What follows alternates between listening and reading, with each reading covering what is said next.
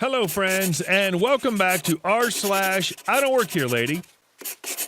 And our first story about a boss who can't understand that an employee found a new job long ago. I did not accept the job. Now, please let me enjoy my holiday. But before we begin, if you're new here, don't forget to subscribe to the channel and turn on notifications so you don't miss a new video every single day. This happened about 4 years ago when I was looking for work. My second interview was for a marketing position at a new firm. The interview went well, and I was offered a trial shift the following Monday. Upon turning up, it became clear that this wasn't a marketing job, but a door-to-door sales job for what was basically a huge MLM. The service was to sign people up for charities on monthly donations. To make matters worse, we were told to lie to consumers about our pay status. We would make a commission effective to the first 2 months' donation. My boss would then get another month, and the company would get the rest, equivalent to 6-month donations. We weren't supposed to tell people that and had to tell them we were salaried. We weren't. I only found out during the trial it was commission only. So far, not so good. When they offer me the job, I let them know I have another interview lined up the following day and tell them I'll let them know by the end of the week. The interview goes well, it's real, albeit a temporary role, and I'm offered the job and inform the MLM of my decision. This somehow ends up being a 30-minute phone call where he's still trying to convince me to work for him, with me saying, I'm not interested. Fast forward to the next Monday, and I'm rudely awoken at 9:15 with a phone call. I answer, I hadn't saved his number. Me, hello, me speaking, MLM. Where the hell are you? Me, sorry, what? MLM. You were supposed to be here at 8:30. This isn't a good start to your first day, is it? Why are you so late? Me. Sorry, but who is this? MLM. It's not the interviewer from blank, blank, blank. You know the company you work for? It's too late now. Your team has left. You better be on time tomorrow. Me. Sorry, there must be some sort of misunderstanding. I got offered a job at XXX and accepted that role. Sorry for this. MLM. Well, you should have told us this. It's not professional to just not show up. We would have hired someone else. Now your team's short-staffed. Me. I told blank blank. Maybe check with him? Anyway, I need to go. Bye. Hoping this is resolved, I get up and go about my day. Tuesday morning, I'm awoken again by the same guy demanding reasons for me not turning up to work. Apparently not working for them isn't a valid excuse. This nonsense continued until the following Monday, where I was let go for unauthorized absences. When asked if this means he'll stop phoning me, he told me to grow up and be professional about it. I think I dodged a bullet there. I can see it happening once, but seriously, 3 times? Same guy? Should have called him at all hours of the night and asked him where he was. And our second story. Harassed by a crazy customer, saved by the friendly guys down the road. This is my one and only incidence of I don't work here, but it was a memorable one. This is true to the best of my recollection and happened last December 2015. It may not be exactly word for word, but the gist and tone of the conversations described here is true. Unfortunately, this got a bit long. Sorry about that. I guess I enjoyed reliving it as I wrote it. I work in a small retail unit on an industrial estate. There are 3 small units, us, a greasy spoon on one side of us, and a sewing machine place on the other. We're surrounded by lots of much larger factories and warehouses. My company primarily sells and repairs golf trolleys. In my last job, I worked at a fancy golf club, so I'm used to meeting more entitled customers, but not on this scale.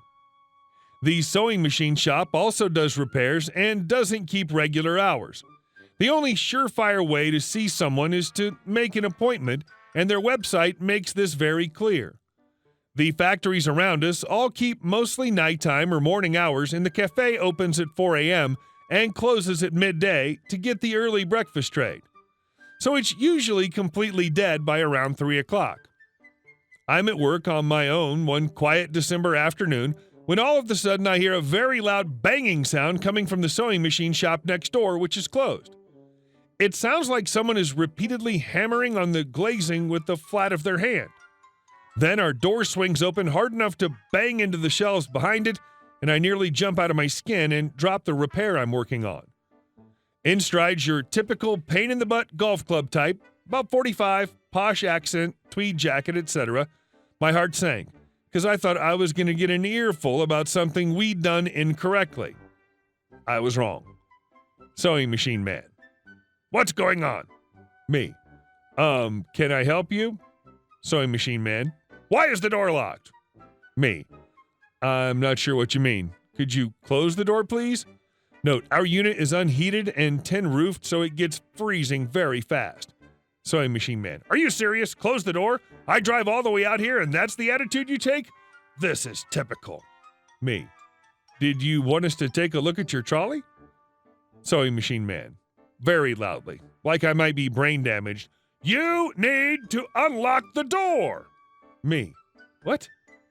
Sewing machine man, gesturing at the wall between the two units. I need to drop something off and I don't have time for this. Me. I'm afraid they're closed. There's a phone number on their website. Sewing machine man. Can you just unlock the door so I can drop off what I need to? Me. Indicating the racks of golf equipment. I don't work there. We're a golf shop. Completely separate business. I don't even have a key for their shop. Sewing machine man. So they just decided to be closed and you aren't even going to let me drop something off? I'm going to bring this up with them. And so on in this vein for a couple of minutes until he leaves, once again leaving the door wide open and begins to peer in their windows like they might be hiding on the floor. Which, to be fair, would be a reasonable reaction at this point. Unfortunately for me, this is not over. Couple of minutes later, the door crashes open once more and he shouts at me through it. Are you going to help me with this? By the time I got over to the door, I could see what he was up to. He was bringing the sewing machine into our shop. Except this isn't your standard sewing machine. It's huge, made of metal and attached to its own large table, which probably won't fit through our door. It's not quite industrial sized, but nearly, and from the looks of it, it weighs a ton. He actually arrived with it in a little trailer hitched to the back of his car, which he had backed up to our shop, and now he's dragging it down the ramp with considerable difficulty. Sewing machine man. I said help me with this. How long can I expect this to take? Me. You can't bring that in here. We don't repair sewing machines. We don't have room for that. Sewing machine man. Well, I can't take it in there. If I damage my back moving this on my own, it'll be your fault. Me. Moving to block his path. I said you cannot bring that into our shop. Sewing machine man. Completely ignoring me. Write down what's wrong with it so you can explain it for the repair. Me. No, you can't leave that with us. We aren't the sewing machine shop or their messenger service. You need to stop blocking access to our shop. Sewing machine man. Incoherent rant about how my attitude is terrible. What's his wife supposed to do without her sewing machine? He drove all the way out here from a town less than 10 miles away by good roads. He's going to complain to my boss about me. At this point, I'm getting alarmed. Starting to get dark. There's no one else around. He's physically blocked me into the shop and is shouting at me. Luckily, it turns out not everyone had gone home. One of the lovely blokes from the hydraulic shop round the corner must have heard the commotion. The legs of the table were making a really loud noise as they dragged on the floor, and popped his head in the door. We've got a decent relationship with them, as a couple of them golf. Steve. Everything okay in here? Me. No! Sewing machine man. No, it's not. This is stuck, and I can't move it on my own. Take the other end. Steve, assessing the situation. No problem. To his mate Gavin. Come here a minute. 1, 2, 3, up! And they took one end of the table each and deposited it back onto the trailer. Steve. Bit of a crap parking job there, mate. You should move this trailer. It's blocking the door. Not much happened after that, but sewing machine man huffed and puffed and eventually retreated to his car. He did park up across the road for about 5 minutes, writing a note before shoving it through the sewing machine shop's letterbox. Sadly, I never found out what it said, as the woman who works there is a little odd, though not on sewing machine man's level. I was worried she'd think I'd been unreasonably rude to her customer or said something negative about her business, so I didn't bring it up. Golf equipment, sewing machines, same thing really. Logic is a foreign language to some people. And our next story. I don't work there. I work here. I used to work as maintenance in a multi-story parking lot. We also did customer service stuff like allowing tickets to be purchased at our office, lovingly called the bunker, and giving directions. There was a little window where patrons could ask questions and tell us about broken machines, etc. Well, this left a lot of room for bogus complaints from idiots. This particular car park used to be owned by a mall many moons ago. This means there are some entrances to the mall on level 3 and 5. We also have our main ticket machines near these entrances. I start work like I would any other day. People have their thinking hats on and haven't lost the ability to do the most basic of things. It was pretty uneventful. Machine 5 goes down about 10 times an hour, as usual. Me and my colleague take turns resetting it. While working on the machine, I didn't notice anything odd. Maybe there was more foot traffic from the mall, but that's not unusual for midweek. I go back to the office, make some tea for everyone, and sit and chill for a few before 5 messes up again. Just as my boss walks in, a man turns up at the window, and just like an idiot, I get up to serve him. Me. Hi, how can I... Man, why are you closed? Said loudly, rudely, and abruptly. We get angry customers like this all the time, and usually when met with facts and logic, we get an apology. Sometimes chocolates. Me. I opened the gate this morning. We're open. I turned to my colleague. Did you forget to unlock any doors? Colleague shook his head. Man, looking at me like I'm the dumbest person on earth. Why haven't you opened the mall? Me. We don't have anything to do with the mall. We're a completely different company. Also, they were open when I fixed a machine this morning. Man. Well, can't you open it? Did you just hear what I said? It's open. I'm sorry, even if it was closed, I still couldn't open it. We don't work for the mall. Well, I walked to the entrance and the shutter was down, so it's closed. Then it dawns on me. I haven't been on level 3 today, so I asked my colleague to check the cameras pointing at the mall entrances, and he confirms that level 3 is closed and level 5 is open.